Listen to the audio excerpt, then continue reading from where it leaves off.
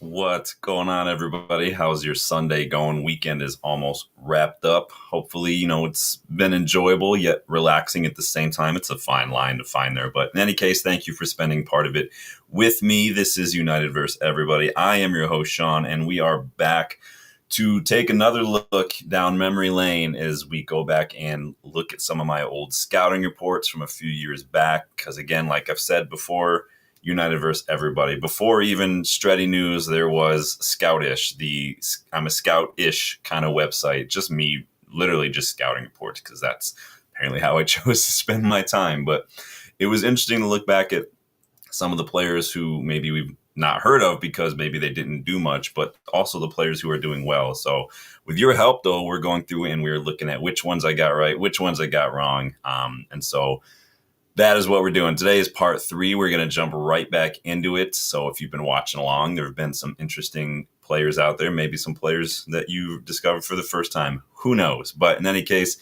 we're going to get stuck in. Like the video, you guys subscribe to the channel. Check that memberships for all the different ways you can get more involved in the channel content as well.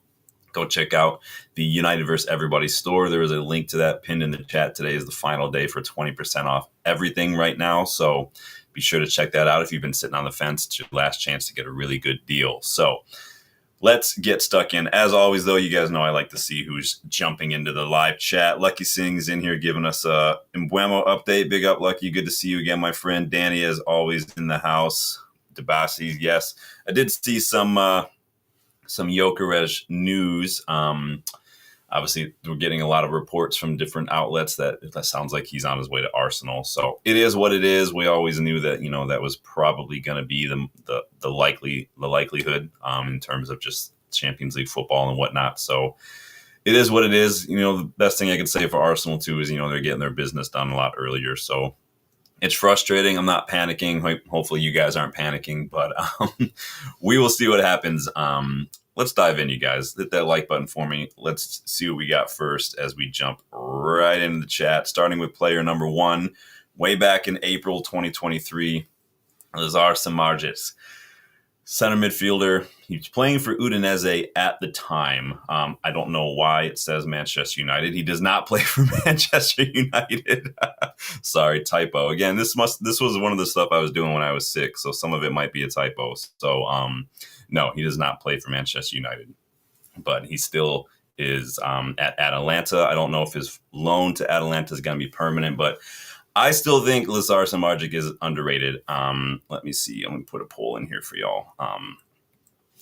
I think a lot of fans of Serie A clubs too, I've seen them say the same thing. This guy is very underrated midfielder. He was playing as an 8 in a 3-5-2 when I scouted him during his time at Udinese, but he has played in a 10 in a 3-4-2-1-ish at Atalanta, which I think suits him a little bit more. I think he's better further up the pitch, similar to like maybe Bruno. He has an eye for chance creation. He's super technical on the ball, very, very techy. And again, once he moved up higher up the pitch in this different system, this new club, I think it raised his game to another level. Back then, he was already well above average when it came to take-ons, ball progression, pass completion, chance creation, all of that. Top 1% back then for shot creating actions. He was just 20 years old when I scouted him. He's 23 now. His numbers are all still solid as far as that concerned. Is he on a level of like a Bruno? Probably not. But he's still, I think, a very underrated midfielder.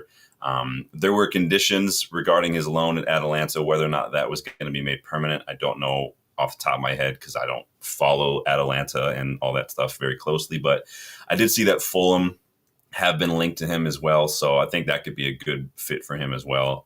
He's just got that kind of level. Think of like, Paqueta at West Ham or something, that kind of player in that kind of system kind of thing. But don't know quite yet if I'm ready to say he was a hit in terms of what I thought he could be, but I'm definitely not going to call him a miss because I do think, like I said, he's still a very effective, very underrated player. But you guys let me know. The verdict's on you.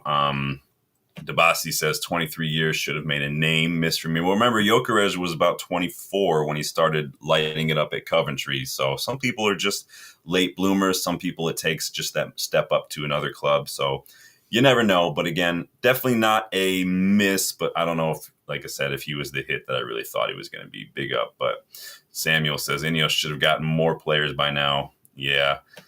Yeah, I can't talk about that too much right now. I'll get very frustrated. Also, I don't know if you guys saw, so I am going to be jumping on Tactical Devils later on tonight, and then it's about 3.5 hours. I was invited to be a guest on Tactical Devils show, Jarvis show, so be sure to stop by for that. I did throw a link to his channel in the community tab, as well as my Twitter profile as well. So be sure to stop by later on. I'm really excited to get invited to do that. I love just chatting with more people and everything. It's super difficult to coordinate a lot of that stuff, which is why it's hard for me to, you've seen Dylan jump on the channel several times, and I love having Dylan on. Dylan loves being on, but it's just hard to get people to find the time. And that's not a slight against them. That's just life. So, but big up. Debasi says another channel. Yeah. So Tactical Devils, you might have seen him jumping in the chat in the last several days on this channel, but he also has a channel. So I was invited to go do that as well. So, but big up everyone for getting involved so far in the chat today. Hope everyone's doing well. Darkro, big up, man. Let's move on to the next player on the list. This is Ansgar Nauf. I'll leave the Samardzic poll in there for a little bit while, but Frankfurt winger, scouted him again. These are all back in like April, May 2023. Even as a teenager, this guy was a left back's worst nightmare when I scouted him. Literally, his take-ons, his progressive carries, they were all in the top 10%. And he's gotten better since, too. He had 8 goals, 2 assists in the 23-24 season, so the season after I scouted him. 6 goals, 7 assists last season, so his numbers are getting better.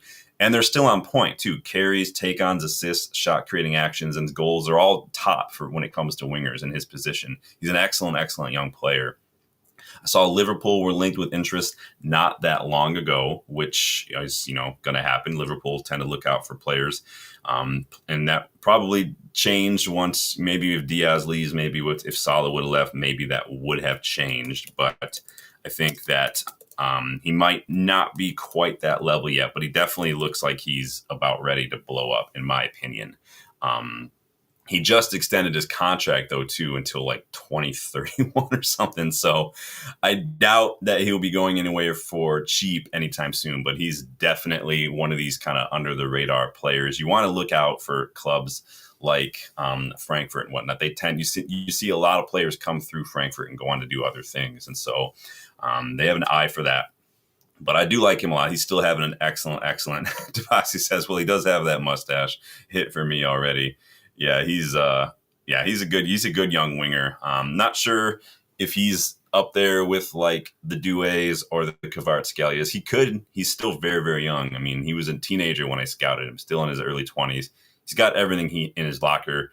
I'd like to see, what he does next. I could see him definitely going to like Dortmund or something, someplace like that, and lighting it up for a bit. But Dana said he's good under the radar. Yeah, Marmouche, Ekitike, these guys are doing well. I like them out. Big up, Gary. Good to see you again, my friend. Hope you are doing well. But yes, like I said, percentiles still very good. I'm going to call this one a hit, not because like hit doesn't mean like they're winning Champions League. Hit just means upward trajectory, still quality players, things like that. Not just, hey, these players just single-handedly won their club a trophy. That's not how it works. But you guys let me know what you think, because Ansgar Nauf, I like him a lot. I'm going to do a different setup here so y'all can see me while I'm doing this as well. Darko says, how do you do scouting, if I may ask? It's a devotional work and it takes time. It does. And so I did it a lot more way back then. Obviously, you could see, if you look at each video in this series, it's literally like a month's worth of scouting. And that shows you just how much I was doing. There's a lot of different ways. Justin was asking me about this the other day. You guys remember Justin?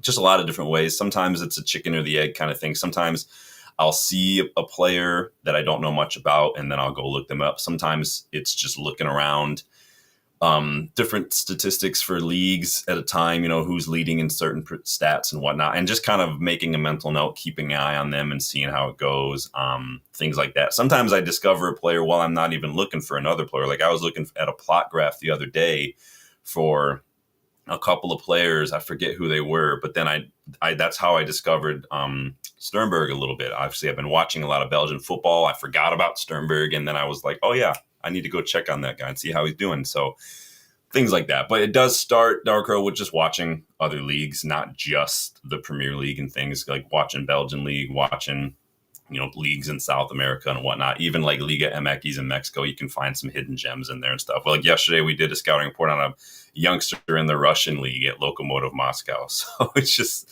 this like that, man.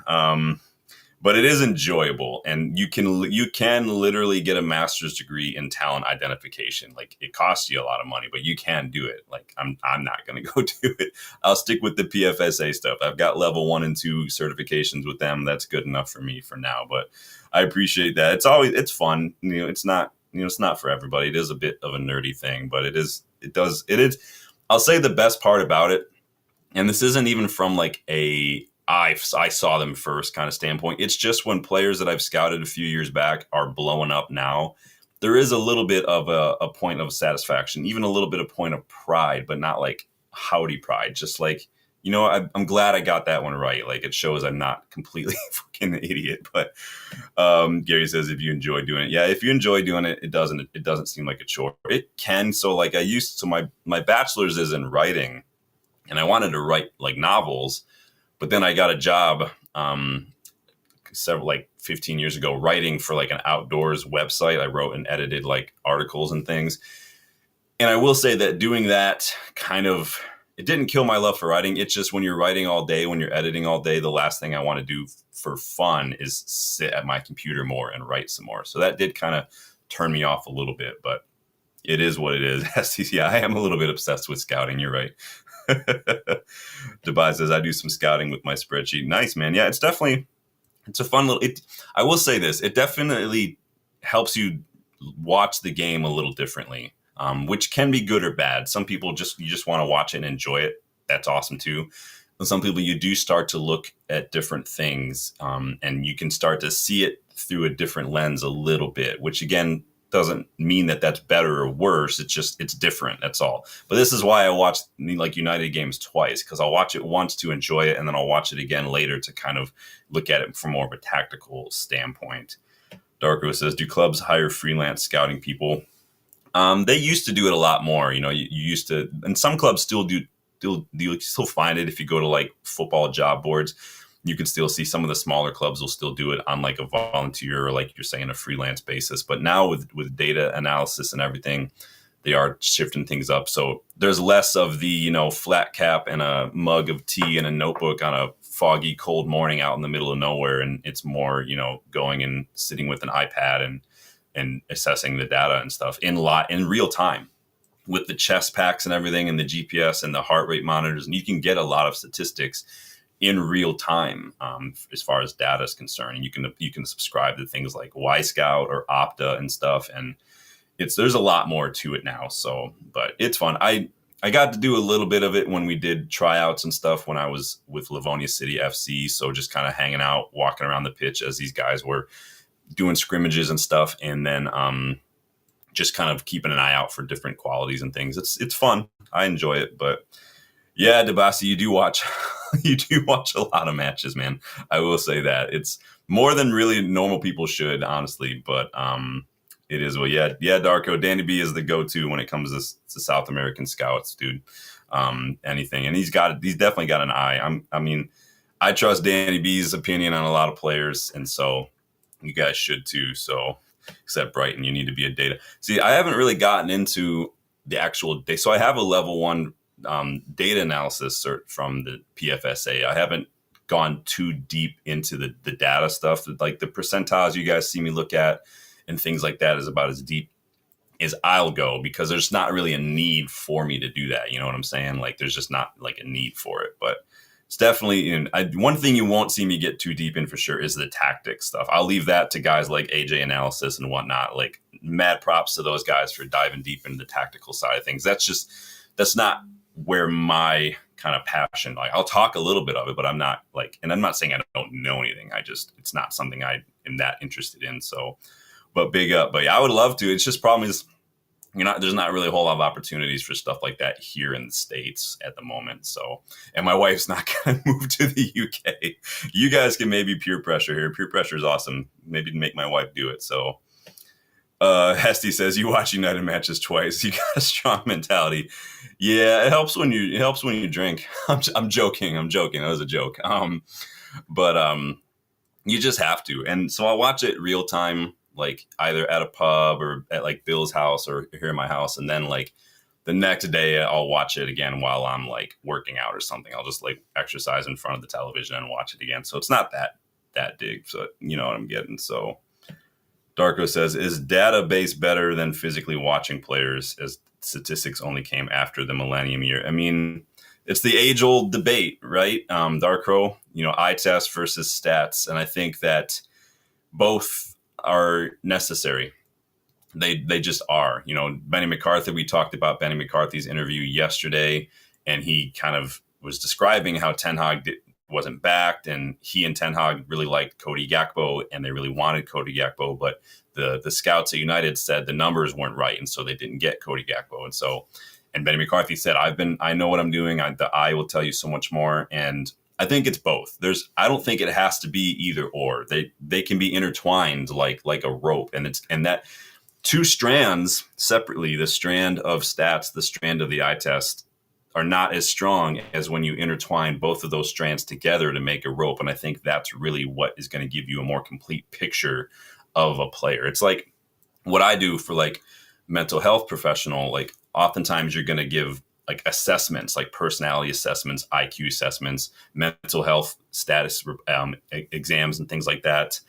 And you can look at the data but the data doesn't tell you the whole story. When you start to meet with people and you talk to them and you get their story and their feedback and their thoughts and stuff, then you kind of start to put the pieces together and connect them to the data. And so it's both and really. I don't think it needs to be either or personally. So it is what it is. But again, like the eye tests can fool you a bit, and so can the data, and both can also be manipulated a little bit, or we can have biases that don't, and blind spots that don't allow us to see. Like we talked yesterday a little bit about the halo effect. The halo effect can have you kind of zero in on the desirable traits or the positives in a player and you can completely ignore anything else because you're zoning in on one thing.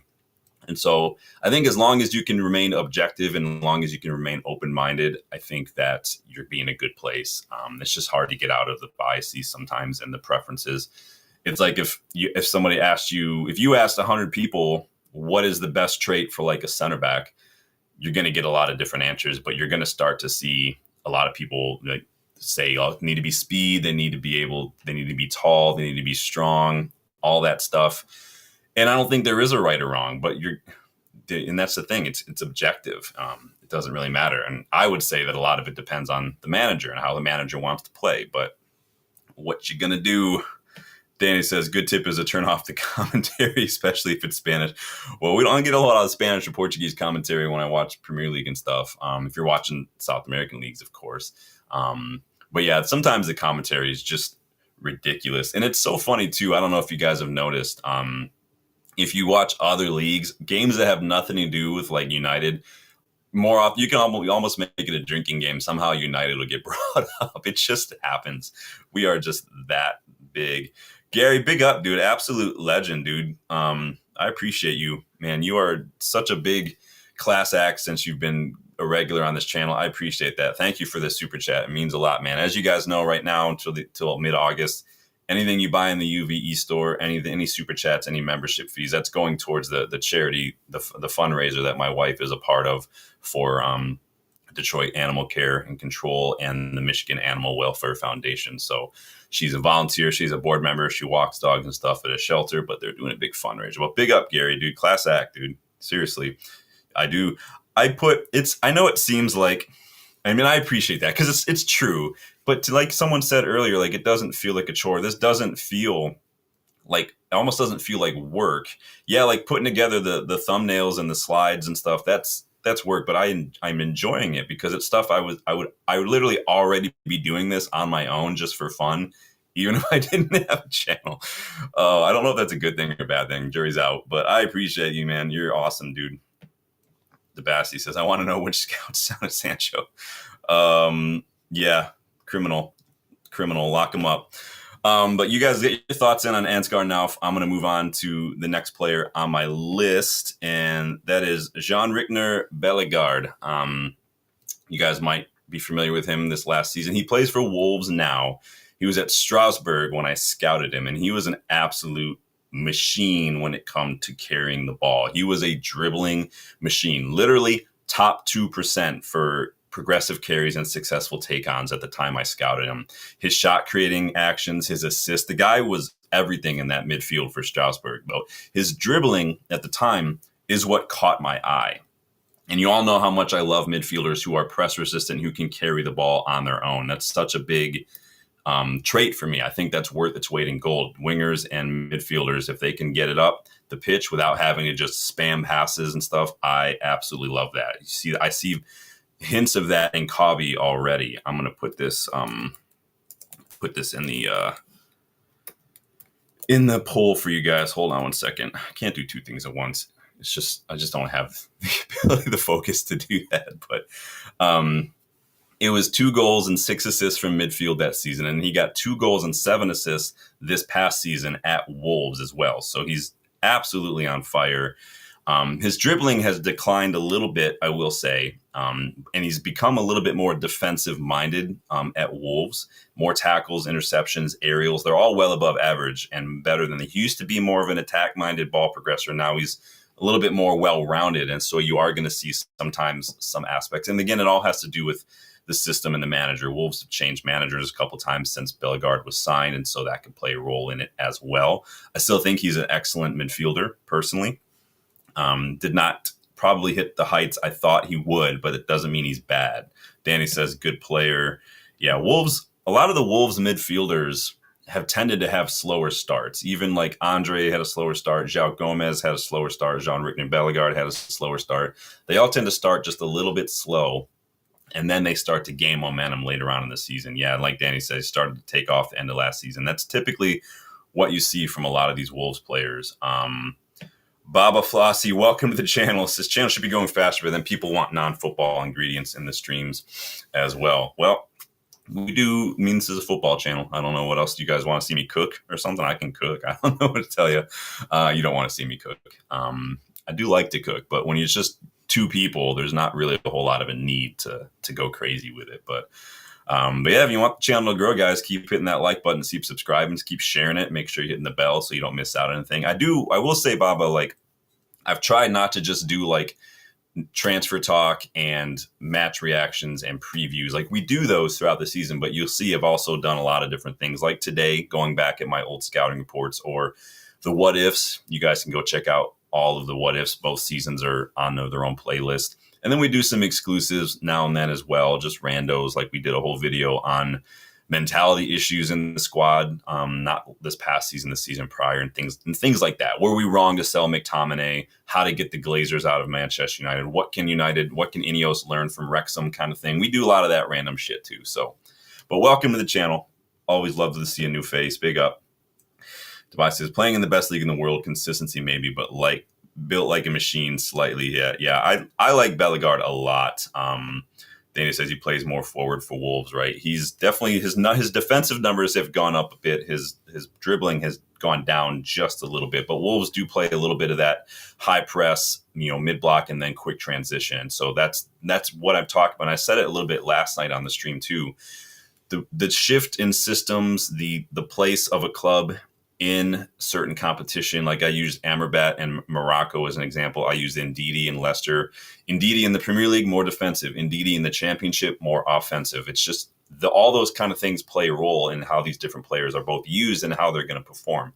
Teams who are fighting relegation in the Premier League, especially newly promoted sides, are going to play a little bit more conservative and defensive. So you are going to see those defensive numbers improve. That's why Chris Smalling looked like an absolute monster under Louis van Gaal and Jose Mourinho, because that's the kind of football they play. But when you switch them up to like a Ten Hag or an Amorim system, they're going to look bad. It's just the way it is. And so that does play a huge role. I think people like neglect the role that systems and managers play in individual players and stuff. But then Darko, that's an example of how stats can sometimes be misleading because there's so much more that goes into it. So big up. Gary says, this channel will grow just fine with the current content. Well, I appreciate that, man. Like, this is not my job. This is just a fun hobby I do. And you can notice I don't even do stuff every single day. I don't like to just sit here and throw out 3 videos a day talking about the same recycled rumors. I usually wait till the end of the day to do the transfer talk, the news roundup, so we can kind of talk about everything that's happened, because I have too much respect for you guys' time to sit here and farm for likes and views. So, but it doesn't mean I don't take it seriously. I just don't take it too serious. I don't take myself that seriously, obviously. But you guys let me know what you think of Bellegarde. We're going to move on to my next scouting report. This is Alexander Ba. I had really high hopes for Alexander Ball, man. He was an absolute beast at right back. He was 25 when I scouted him, so not all these players that I scout are always young. But he was still at that time a relative unknown in football. Not a whole lot of people were talking about him. But if you paid attention to him before he joined Benfica, like I did, you know he was an absolute baller. 2017 Danish Player of the Year. He had scored two goals in the 2019-2020 Danish Cup final. He was Defender of the Season at Slavia Prague before he joined Benfica. Excellent take-ons, excellent dribbles, excellent shot-creating actions the time that I scouted him. And his numbers last season were still very good as well. Still excellent ball progression. His defensive numbers were solid too. Unfortunately, he hit a little bit of a snag like a lot of these other players have hit, is that he got a major injury in February, and it kind of derailed his entire season, which it just seems to happen with a lot of the players that I've scouted. I said, I'm bad luck, man. Like every time it seems like a lot of these players that I scouted just completely hit injuries as soon as I did that. He's 27 now, though, so he's kind of in that this is my final contract situation. This next club's probably going to be my last club kind of a thing. So we'll see how he bounces back from the injury. But before he got injured, this dude was an absolute beast. Yeah, he did disappear. Well, injuries will do that to you. Long-term injuries will do that to you. We got a troll. This is how I know the channel's growing, you guys, when we get the trolls. But welcome, Lean. Good to see you. Gyökeres is coming to Arsenal while you were signing Calvert-Lewin. Yeah, we'll see. I don't believe the Calvert-Lewin stuff for a second. None of it's coming from good sources, but we will see what happens, man.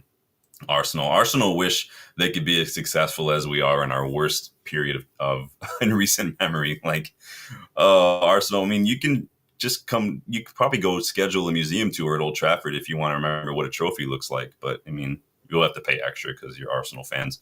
Maybe you could pickpocket one. We know Arteta likes those too. So Dana says they thought they would make big money off him. Yeah, I was surprised that nobody came in for him at that age. It seemed like, but Benfica only like to sell those young players. So Debas says, yeah, stats says he missed. Yeah, his stats were still good. Just that injury in February, he basically missed, almost half the season. So it is unfortunate. It does happen. The Bossy, we talked about that a little bit yesterday in last night's news roundup. That it was a bit of injury. It looked really bad. I haven't seen any updates. Has anybody seen any updates on the injury? It looked really bad.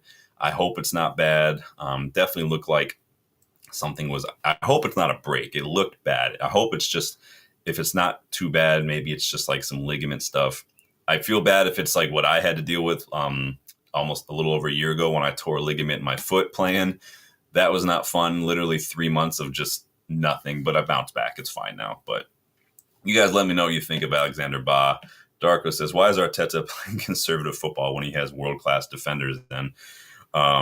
He's playing conservative football. Arteta likes to play, let's move this ball up the pitch, not quickly, but like directly, like purposefully, like control it as we move the ball up the pitch. Let's work it around the outside of the box. Let's let Saka get in and around and get these numbers. I wouldn't say he's playing conservatively, because he's definitely utilizing guys like Declan Rice in a more advanced role. He's definitely throwing a lot of bodies forward, Arteta. But again, I only watch Arsenal when we play Arsenal, so if you might have out. Gary says at least 4 months out, fractured feel. Is that what happened? Yikes. Yeah, I mean, and it was completely innocent. It wasn't like Donnarumma was doing anything malicious and stuff. It's just one of those freak things that happens, like Liverpool fans still trying to get Sergio Ramos arrested, basically. Like, Sergio Ramos and Mo Salah were both following. They were both wrestling. Mo Salah just came off the worst of it. This happens. Like, it's part of it. Like, it is what it is. I think that highlighted, though, the complete lack of tactical nous that Jurgen Klopp has, because when your whole thing falls apart because your best player is gone, This is why I don't think Jurgen Klopp is tactically astute whatsoever. It's just kick and rush 80s Premier League football. It's just spam long balls all day long, and eventually someone will find it. It's just annoying that Liverpool fans thinks he's good, but hey, they're Liverpool fans, so God bless them. So the next one is a bit of a like a collective, because it wasn't all just one-off scouting reports. Some of the scouting reports I did were like, these are 5 midfielders United should look to as a backup, or these are 5 right backs clubs should be looking at. So there are a couple of those kind of things spattered in there. If you guys ever looked at the website. So this next one was a collective, and it was 4 midfielders that I had looked at to kind of back up Casemiro as he was kind of entering, these last years of his career at the top. Remember, this was 2 years ago when I did this. And so it wasn't like this was last year. This was 2 years ago. So keep that in mind. And so these 4 guys were featured in that scouting report. So Alan Varela, João Gomez, Romeo Lavia, and Czech Decore at Crystal Palace. Alan Varela was just 21 at the time, still at Boca Juniors. He was an absolute force. He was basically a Casemiro regen, still is. He's an absolute baller. Like, if you watched him in the Champions League with Porto a few years ago, he was an unstoppable force. Still has an excellent passing range, still has progression numbers to boot. I'm not going to bother with a poll for these guys because there's too many of them, but I'll end the other one. And still good. He's obviously since moved to Porto, and he's continued his momentum. I definitely call this one a hit for sure. I think he's probably due for a step up here soon. And coming from Porto, it's going to be a big step up. But he's an absolute beast. I like him a lot. João Gomez just joined Wolves the January before I did this in April. He was just 22 at that time, so he was still kind of finding his feet and stuff. And so, but I had already been watching him a little bit before he joined Wolves, and I was already a big fan of his. And I was just waiting to see how he got used to the Premier League. Obviously, it took him a little bit longer, but he's never looked bad, but, just looked like kind of like what Andre's done as well. But I would definitely call Varela and João Gomez hits so far. Romeo Lavia, he was 19 years old, still at Southampton when I scouted him. Very good interception and passing numbers for a teenager at the time, which is why Chelsea paid big to bring him to Stamford Bridge. Injured very early on in his career at Chelsea, but I still think Romeo Lavia is an absolute baller of a player. He's going to be a good player. Obviously, you've got Enzo and Caicedo kind of in there taking up spots. So it's interesting. We'll see if he's happy to have that kind of backup role or rotation role. Maybe he thinks he can be a starter at another club. Maybe another club thinks that too. So we'll see. But I'd still call that one a hit. The one that I'd probably say is probably not a hit, maybe is Czech Decore, right? He's seen a little bit of a dip in form since I scouted him, but his numbers at the time were excellent. Literally top 2% in the league, or the top 5 leagues in Europe for interceptions. 4th in the Premier League at the time of writing that scouting report when it came to interceptions. And that was like the end of the 22-23 season. He picked up an injury and sort of fall to the wayside a little bit, but he was an absolute baller back then, Czech Decore. It just hasn't, that injury kind of derailed everything. And then when you've got guys like Adam Wharton coming in, but I had high hopes for Czech Decore. I thought he was a little bit of a under the radar player at that time. Tabasi says you should send your reports to United by mail. They would take forever to get there, and I doubt they would be. If they didn't listen to Ralph Ragnick, I don't know what the hell they're going to do listen to me. But if we sign any of the players that I've ever scouted and recommended for United since I've done this channel, I'm definitely seeking a finder's fee. Danny says wanted João Gomez too before Wolves got him. Yeah, it's just the cheap ass Glazers, man. We paid a little bit of loan fees for Sabitzer and Weghorst instead of maybe paying a little bit more for João Gomez, who apparently was available that year, or paying a little bit more for Marcus Thuram. Instead, we got Wout Weghorst. Honestly, you would have had to maybe pay. I don't remember how much how much did Wolves pay for João Gomez? But I doubt Thuram would have been more than like $15 million because he was going to be free that summer. Could have gotten a little bit, paid a little bit more for him. Got him in January. Mönchengladbach would have gotten a little bit of money instead of losing him for free. Obviously, the player has a say. He might have had his heart set on Inter. It is what it is. But I think we probably could have gotten that one over the line. And then we could have Marcus Thuram at United. But hey, it is what it is. Gary says, this window needs to pick up quickly for us. Could be a disaster. This Mbeumo deal needs to be pulled. If not, if it's pulled, that's going to be it's not going to look good. So I said the other day, like, I don't subscribe to the mindset of like, well, we've done it we've gone this far, just finish. I don't subscribe to that. But at the same time, it's just another like negative piece of optics for Ineos if we're chasing this long and we walk away as well. So both have pros and cons, both options there. It's just, I think all in all, it just highlights just not a good look personally. And again, if we've only been working on Embuemo this whole time and not at all trying to do anything else, like work on these other deals, I'm going to be really frustrated. I'm sure Amorim is going to be frustrated. We're supposed to be having a squad before tomorrow. Preseason starts tomorrow. They're supposed to be at Carrington tomorrow. It's really annoying. It really, really is. I'd like to say maybe we'll get a here we go or something on Embuemo tomorrow, but I doubt it. Maybe by the time I join Tactical Devils later on, we'll have a bit of news to talk about, but don't hold your breath. But we'll see how it goes.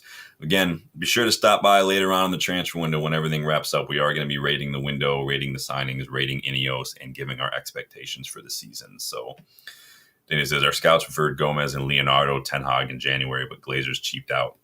Yeah, they're just cheap, dude. They didn't want to spend the money. And so, the money is a big part of why we have to try to pinch pennies this summer too, because like it or not, we are struggling right now with the PSR stuff. And I know it sounds like it's spin. It's not spin. It's just facts. And so we're trying hard to do that. But Debasi Veghorst did press. He did press. I am happy to say that I did get to see live in person a rare Wout Weghorst goal at Old Trafford. My first match ever at Old Trafford was against Real Betis in the Europa League. So, and Wout Weghorst scored a goal that night. I think it was 4-1 United that night. So, was it 15 million? So it would have been a little bit, probably would have been like 30 million that January, which definitely, if the Glazers weren't going to pony up for even one other player, they're definitely not going to pony up that much for two. Oh, man. Somebody, you guys are Team Osherman. It looks like Victor versus Victor. Who will be the victor? Gary says, if they let Amorim go this season without at least 4 or 5 new players and they've thrown him under the bus. Yeah, no, I definitely agree. I don't think they will, personally, because you're not gonna sit there and push this guy and give him an ultimatum to join in November, or else you're not joining, and then not back him. That's just completely unfair, like at all. Now, again, Amorim is not the same that these other managers have done, and these other this previous regime has been doing in the transfer market, where they're like, we're buying for you. It's less. He's head coach now, and so the club is signing players for that they want, and Amorim kind of and bringing him in as representative of the kind of football they want to play. And so it's just annoying, though. I hear you, man. So those are the 4 Casemiro backups that I had scouted a while ago. Like I said, a little forfeit on that one. Moving on to the next one, a little bit of probably a familiar face for some of you guys. Tijani Reinders. So again, before he joined Man City, before he joined AC Milan, Tijani Reinders was a 24-year-old midfield magician for AZ Alkmaar in the Eredivisie. You guys know that I used to watch a ton of Eredivisie football, and this guy was a big contributor to that because he was an absolute baller, and still is. I mean, obviously he's at Man City now, so can't say that he's not a baller. And when I say magician too, I mean magician. Goals, assists, chance creation, man of the match, team of the week. The guy had it all. He was dominating the Eredivisie. Top 5% for shot creating actions, top 10% for expected assists, top 5% for take-ons, dribbles. His passing numbers all easily top 10, 15%. But he was also capable off the ball too. Solid defensive numbers. This is a kind of midfielder that we need. You know, off the ball, excellent mentality, leadership, chance creation, progression, all of it. The guy is silky as fuck too. He's so good. Those defensive numbers dipped a little bit at AC Milan, but again, AC Milan, he was entrusted a little bit more with the creation stuff than the defensive stuff. Unlike AZ, Dutch league is very, do everything. And when you get into like different leagues, they tend to look at what you can offer a little bit more. But when your passing progression, your passing in general, your shot creation are all exceedingly above average, like they were still last year, it's not like he did anything bad. Like he's still doing just fine. You guys are funny. Debasi said he went to City, miss for me. Yeah, that does a little bit of strike against him. I like Tijani Reinders a lot. It sounds like they could AC Milan are replacing him with he who shall not be named, or else you'll see me cry. Danny says he's a baller. Yeah, Tijani Reinders has been a baller for the last several years. Just funny because this was just 2 years ago, and then that he was still at AZ Alkmaar, went to AC Milan, and then literally just boom off to City. Like, this is how it can work with football. You just take your chance, and it's all about career trajectory, career path. Choosing the right club at the right time can make a big difference. So I think I got that one right. But it's not up to me. It's up to you guys to tell me. So you guys let me know what you think of Tijani Reinders. Get those votes in as we move on to the next player on the list. Some of you might know this guy. Some of you might not. Lois Openda. Striker at RB Leipzig now. Was at Lens when I scouted him back in May of 2023. 18 goals, 3 assists, 2 hat tricks, 10 big chances created at RC Lens at the time of writing. 5-time team of the week, 5-time man of the match that season. The kid was an absolute baller, and he's quick as hell. Like, he's so fast. Caused him a couple problems at RB Leipzig because he basically lives offside. Like, seriously, if you watch him play, he's always offside. He's just too fast for his own good. But in a front two, his pace is utilized to get the ball forward, but his goal output is dipped a lot. So they rely on him a lot as an outlet and then to carry it less rather than relying on him to finish all these chances. So he just had 9 goals last season. It's just not good enough. But the problem is Leipzig were also just not very good last season. Obviously, they missed out on Europe altogether. Definitely dipped a lot last year compared to what they've been doing historically. I say historically, they've been around for not that long. But that's why they're not in Europe in year, because they just did not have a good season. I think I think he'd be an excellent fit for Villa, the way they play. Maybe Forest, if Forest are looking to replace Chris Wood anytime soon. I think he'd be excellent, but he needs to turn it around soon because he's not a kid anymore.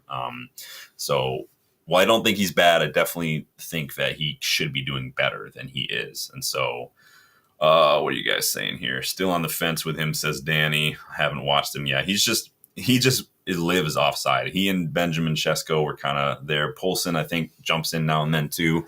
But he's still young. He's still got some time, but he needs to turn it around like immediately. But let me see what you guys are saying. What did you guys say on Reinders? 100% hit. Only 1 vote. Killing me, you guys. Remember, you guys are telling me whether these players are hits or misses. So not me. I'm going to put Openda in here. Boom. Lucky says Premier League players get into my club. Yeah, we'll see, man. I know a lot of people are all about the Premier League proven stuff. Debasi, he is rapid, like rapid. If you guys are the kind of people who play FC25 who like the fast players, just go sign him because he's gonna literally just freaking book it. But let's move on to next player on the list. Arijanet Miric. Yep, I said that. So goalkeeper, was at Burnley when I scouted him. Ipswich Town now. 24 years old back then, so he's getting up there. He's 26, 27 now. I don't remember off the top of my head. But he was a huge part of why Burnley had conceded the fewest goals in the league at the time of scouting and why they earned promotion was this guy. He had the best save percentage in the championship that season. He was an absolute commander of his area. He controlled his box during that season. Excellent percentiles for defensive actions, crosses, stops, very composed in the ball. Now, he's still in the top 1% for crosses, stop, but everything else has completely fallen off a cliff. Did not go as well as I thought. Obviously, Burnley have been a bit of a yo-yo situation these last couple of years. A lot of inconsistency, managers coming and going, players coming and going. And now he's with Ipswich Town, but I think that it's definitely a miss for me.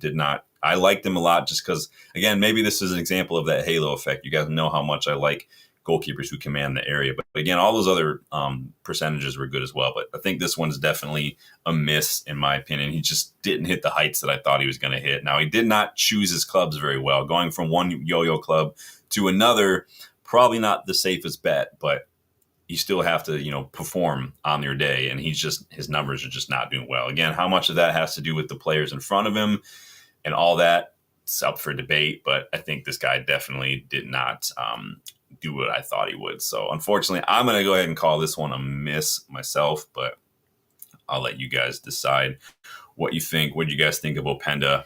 Three of you say miss. Let me put Mirich in here. Oops, that's not the right spot. How's everybody's weekend going? Is it as hot where you guys are as it is for me? It's baking here, dude. I'm sweating up here sitting in this library. Yeah, miss. I think it was a miss, Dabasi, for sure. But you guys let me know. Let me jump on to my next guy here. Marcus Edwards. This one stings a bit. So May 2023, he was playing winger at Sporting, and then he went to Burnley. But this one stings a lot because Edwards, in that season I scouted him, it was 12 goals, 9 assists in all competitions.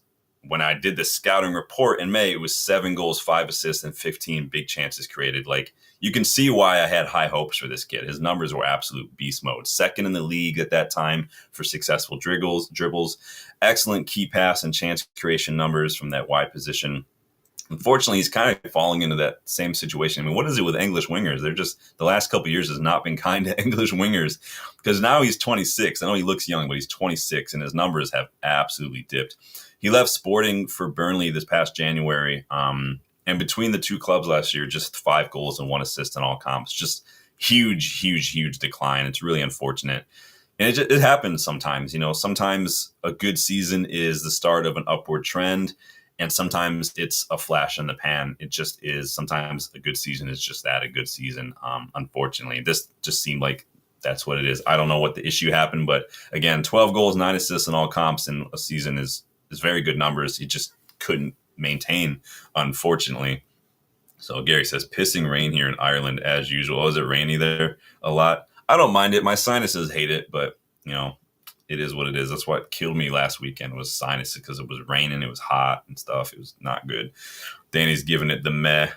Dabasi says skipping. Yeah, it's okay if no one's heard of these players. I had high hopes for him. He was getting talked about a lot back then, but obviously just couldn't replicate. So and he did fall off a cliff. So what you gonna do with that one? Unfortunately, I will put the what you guys, Mirik. Yeah, Mirik, another miss. Edwards.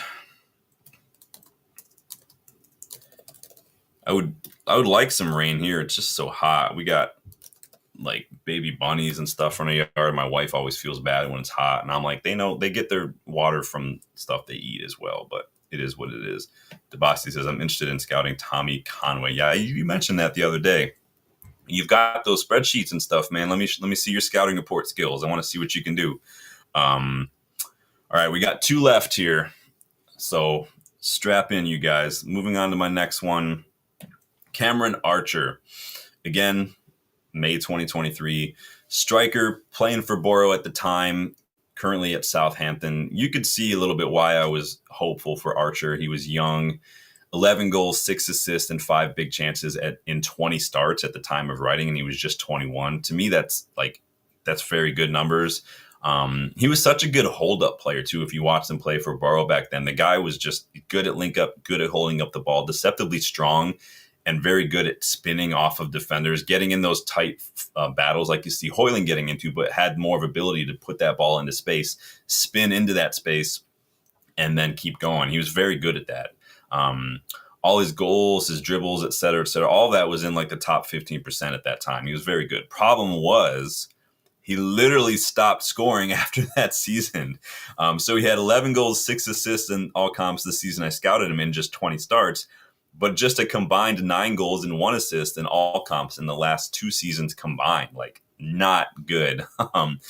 But you sort of know what you're getting into when you join yo-yo clubs like Sheffield United and Southampton, where he's played since. I did the scouting report. But you'd think he'd have a couple more goals to his name, Archer. Unfortunately, it just hadn't worked out like that. I had high hopes, but it just didn't end up that way. He could be a late bloomer, though. He's still like, 23, 24, but not the player I thought he was going to be for sure. Let me put that poll in there for you. Is anybody watching him at Southampton? He wasn't even like a guaranteed starter, which is unfortunate. You'd think that a club, obviously they sack Russell Martin early on in the season too, so that doesn't help. And so that's a big part of it too. But let's see. Danny says, yeah, see how things have changed so much. Oh, you guys talking over Ireland? Yeah, I've never been. My dad has always wanted to go to Ireland. Like his mom and her twin sister, both of whom are passed. That's where they were born. They were both born in Ireland. So my family is very, very, very Irish. Obviously, Sean McNally. The only way it's going to get more Irish is if my name was Patio Furniture. Badoonch. But so very Irish. I've just never been, but I would love to go. I think it would be excellent. I think just maybe that'll be something. Maybe I'll go check out some Irish football at some point. Danny says you can tell, Sean. Yeah, you can tell I'm Irish. Yeah, what you gonna do? But Cameron Archer, probably a bit of a miss, unfortunately. Just maybe he could probably still go do a job, maybe as a rotation option. Maybe go to like someplace like I don't know, West Ham or something, and probably do well, but blend in fine. We'll see. It would be fun. I mean, I do suck down Guinness like it's water, so we'll see. That's like the only thing I drink is stouts, and Guinness is definitely the way to go. Gary says, where are your folks from in Ireland? It's really bad. I've actually never really kind of looked into it and asked. I probably should at some point. I'm not really close with my family, so it's not like we talk a whole lot. But and my grandma passed before I was really old enough to ask that kind of stuff. But I can definitely look up and see for sure. But if I try to look up McNally in Ireland, it's probably going to give me like a million results. So it's just is what it is. But I'll definitely look. I know that she and her sister came to Michigan a long time ago, and then that's how they got here. But they kind of lived up in the UP area, like the tippy top of the Lower Peninsula as well. So, but yeah, definitely Irish. We've got a lot of German in our family as well, from what I've been told. Let me know your thoughts on Archer, because now we're going to do the final player of that month. This was kind of a bit of a combined because just didn't do a whole lot as much, but last player of the scouting reports for that back then, Destiny Udogie. No, you're good, Gary. No, there's not. No, I don't have a problem. Like, there's nothing wrong. My family I think it's just we just weren't ever like close. It wasn't like sit down and have family dinners kind of stuff. Everybody was just busy all the time. My parents worked, my sister and I had sports and stuff. So I think it's just by sheer just habit of life that closeness just wasn't ever there, because everybody was just doing other stuff. But it is what it is, man. Dubai says we never had any Irish players recently playing for United. No, I can't. No, we didn't. I'm trying to think of some off the top of my head. I can't. But Destiny Udogie, technically at Spurs when I scouted him, he was on loan at Udinese when I did this scouting report as well. And so, which, if you remember, if you looked at the scouting reports I think my question on that was like, did Spurs miss a trick by letting him go on loan? And I think they could have. I think he could have made a big difference, because Spurs went through a lot of fullbacks. I mean, guys like Spence and Udogie and stuff, they just weren't getting the time of day. Reguilon as well. Sessegnon too was just didn't really seem to get a whole lot of luck there. But Spurs have also gone through a lot of managers recently. But Spurs were a bit of a mess. A lot of players back then were either going on loan or just not being used. 3 goals, 4 assists as a 20-year-old wingback, though, is solid in my opinion. His chance creation, his carries, his take-ons, his tackles, interceptions, they were all great. And honestly, they still are, aside from the chance creation part. Those have taken a little bit of a dip, but he had just the 1 assist in all comps for Spurs last season. But they also finished 17th, so Spurs were kind of shit all around, similar to like Leipzig, for instance, when we talked about that.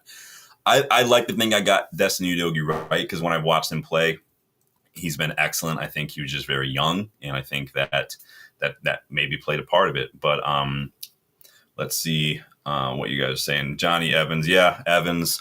I always forget about Johnny Evans. That's a crime. We can't forget about that one.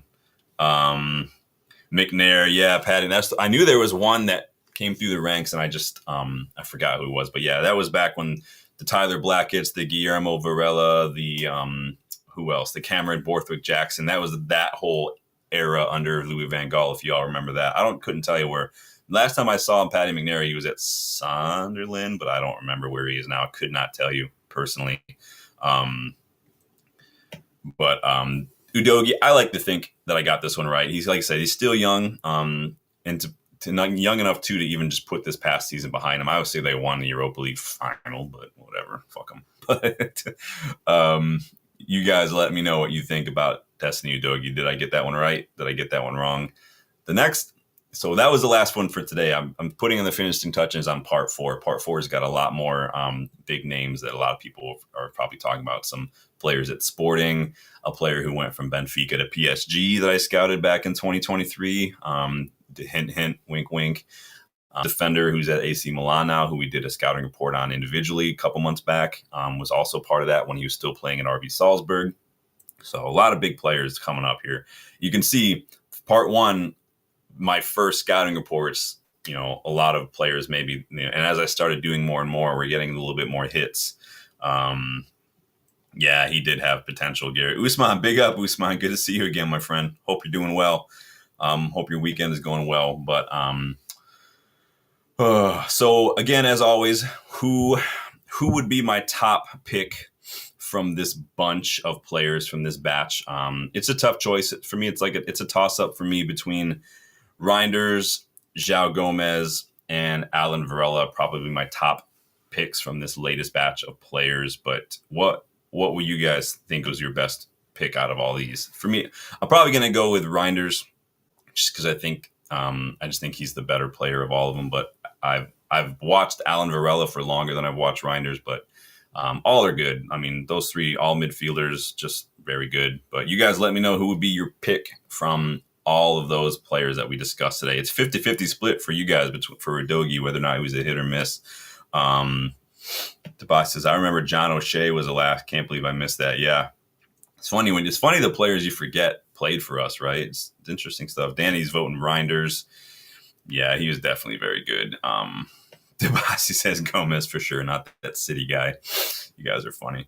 Hey, you know what? I'm here for the tribalism, Debasi. I have zero problem. Like I told you guys, when the first trip that Justin and I went to, right? The first time we went there back in the 22-23 season, we got there Thursday, unpacked, went to the Europa League game. The next day, we kind of walked around and got to really see Old Trafford. But we were sitting in front of the Trinity statue taking photos, and then these group of German guys were talking to us for a bit, and they asked us to take a photo. And I was thinking, okay, cool, United fans, take a photo. They unfolded a giant Leeds United flag in front of them, and I was like, fuck, I'm not taking that photo. Fuck off. And Justin ended up being the nicer of the two of us and took the photo, but I was like, no. So I'm here for the tribalism all day long. I will not be doing any of that shit. But they did start talking a little bit about Bochum, and I was like, oh, yeah, what's his face? The center back that they used to have. Forget his name now. But they were like, oh, you know this kid? And I'm like, yeah, I've been watching for a little bit. Young guy. He was at Southampton at the time. So that's just the fun things that happen. Gary, you're making me look bad, dude. You are a top man, dude. I appreciate everything you've done on the channel since you've been jumping on. Top bloke, dude. Seriously. Pine of the Dark Sisters. I do have some down in the basement. Problem is, Justin gives me all these random stouts because Justin works in like spirits distribution and whatnot. And all the stouts he gives me, he doesn't give me like cans. He gives me like these giant bottles. And so he gave me this one called Monstrosus the other day. And it was like 14.5% alcohol by volume. And I'm like, this dude's trying to kill me. But yeah, he and I did go hang out the other night. And we went to the pub after getting some food. And we watched the second half of the U.S.-Guatemala game in the Gold Cup. U.S. play in the final tonight in the Gold Cup. If anybody wants to watch that, it's U.S.-Mexico. So that'll be a good match. But yeah, Guinness is just, I always deliberate, should I try something else? But I always just go back to Guinness. It's like chocolate milk. It's so good. But I appreciate that, Gary. Top man, dude. Seriously. But thank you guys for joining me again for another trip down memory lane. It's been fun to kind of revisit a lot of these scouting reports. Again, if you want to watch them or you want to go back and read them, a couple of days ago, I did post a link to the one I did on Hayden Hackney like 2 years ago, but that'll take you to the main website and you can see all of them if you guys want to go look around a bit. But go ahead and watch the Gold Cup match. And don't forget to, as well, I am jumping on Tactical Devils in about 2.5 hours. I was invited to be a guest on his stream. Jarvis, you guys have seen him pop up in the chat. So there is a link to his channel. I posted it in the community tab and I posted it on Twitter. So I will be back, not here, but on Tactical Devils. So make sure you jump on that stream. Should be fun, super chill, laid back, just chatting about a couple things. So I'm looking forward to doing that. Always love to connect with different channels and whatnot. I never consider this like competition. This is just the more people can support and the more we can get the united fandom in content creation community growing on YouTube, the better. So, but big up. Lucky says Udogi was any good. Tottenham, no, not. Yeah, Tottenham, no. Udogi, good. But yeah, Dan, I'm looking forward to as well. So my first time jumping on Tactical Devils. Obviously, I've jumped on Rich's channel a couple times in the past. So that's been fun as well. But always fun to do. It's just hard to coordinate that stuff. But be sure to like the video, you guys. Subscribe to the channel. Go check all the links in the description as well. There's a couple of some links to some United vs. Everybody store items right below the player. You'll see them down there. Today is the last day for 20% off, so go check that out as well. Dude, Gary, again, absolute legend. Yeah, he seems like a good guy. And if he comes recommended by you guys in the chat, I definitely take you guys' opinion seriously. I respect what you guys have to say, and so I'm looking forward to it. So I'm going into it open-minded. So in any case, you guys take it easy and see some of you hopefully in a couple hours. If not, I'll see you when hopefully talking about some Mbumo stuff in the next couple of days, but I doubt it. But thank you guys for checking it out. Scouting Report revisits, and I will see you guys on the next one. Later.